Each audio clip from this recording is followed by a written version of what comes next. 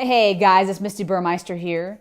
I want to share with you the biggest secret I have ever uncovered as it pertains to achieving big goals.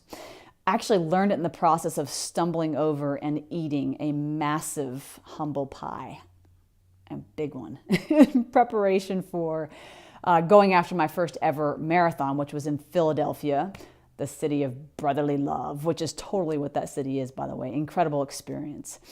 Real quick backstory before I share with you what I learned.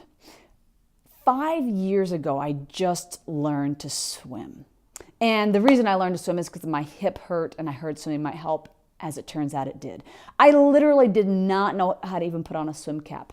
I never raised money before, but the baseline for this nonprofit related swim, which is for the Swim Across America lab in Baltimore here, it raises funds for cancer research, was to raise $500. I'd never raised a penny, and to swim a mile in the open water. Again, never even knew how to put a swim cap on. Over the course of 15 weeks, that goal grew, and it grew and it grew. The more inspired I got, the more I shared. The more I shared, the more inspired I got.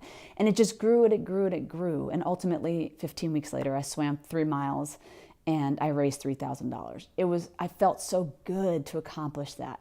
Now I'm going to fast forward you guys to just this year. I decided as a part of my 40th year of life that I'm going to run my first ever marathon, because for me that seemed impossible. So I wanted to turn that into I am possible. That was my original goal, set out to achieve that. And then my little ego jumped in when it heard, if you run an 8-minute and 30-second pace, you could qualify for the Boston Marathon. And so without even recognizing that I had just massively upped my ante from this still big goal, but in comparison, much smaller goal of just being able to finish, like just be able to finish the marathon, to finishing it in an 8-minute and 30-second pace, massive increase. And as I did that, the fun went away, the joy went away. I didn't include anybody in my goal. I didn't share the journey or what I was learning at all. I just kind of hid out. And the more I did those things because of this massive goal, the more pain I was in. My hip, my knees, everything was tense and I was struggling. In fact, 8 weeks before the marathon, I almost quit the journey. I almost had to quit because I was in so much pain. In fact, I did stop running for 2 weeks and I was like, I don't know if I'm going to be able to do this again. Massive humble pie.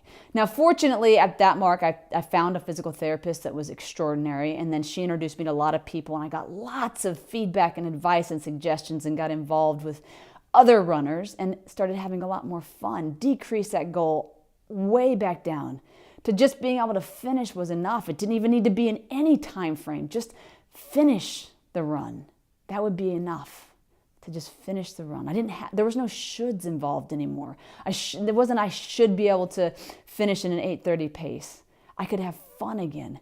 And before I knew it, in 8 weeks' time, I was actually ready and I completed the marathon in a 10-minute and 30-second, roughly, pace, which was awesome. Amazing to run across that finish line. I really did not know how I was going to make it an additional 20 miles when at the 6-mile mark, my calf cramped up. There were so many elements, so much I got the chance to learn because I brought my goal back down to something that was far more manageable and less tension, less fear associated with it. So almost as soon as I was getting ready to finish, I asked myself, how could I relate this to other areas of my life? Think career, think of relationships, or even just hobbies. How can I bring that goal down and remove the should so that the joy could be increased? And also work at a beginner's mindset all over again. And the idea that came to my mind was in that run, at the end of that run, was go join Toastmasters again. I haven't done that in a long time. Toastmasters is, by the way, is an international organization where anybody can join, and you work on the basics of public speaking. I just went to my first meeting. I had a blast. It was so much fun to be a beginner again. Now it's like, okay, when am I going to do my first little introductory speech in 5-7 minutes? What am I going to do second? What am I going to do third? What am I going to do, how am I going to build this up and have fun with this journey, doing this video?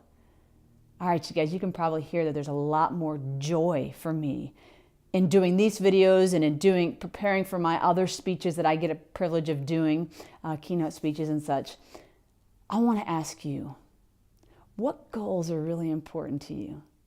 What area of your life do you need to reduce the pressure so that you can have fun again? And what little goal can you set toward getting there? I just got off the phone with a gentleman who wants to get involved in a couple of different nonprofits in Philadelphia, actually. And so he looked it up and he found a couple of them that are locally. That was one little check. Find them. Now make the phone call. Check, check. Share in the journey. Was that fearful to do that? What did you have to overcome to do that? Share this with your greatest friends. You don't have to get on a video to do it, but just share in the process, because it's inspiring for you and it's inspiring for other people who get to watch the journey. If you found this video to be helpful, please share it, share it, share it. If you have a similar experience of eating humble pie and learning the lesson of bringing the goals way down and then building up and building and building and building, getting rid of the should so that the joy can come in, write your comments right below. I'd love to hear them. In between now and then, I'm going to say, here is to your greatness. Peace out.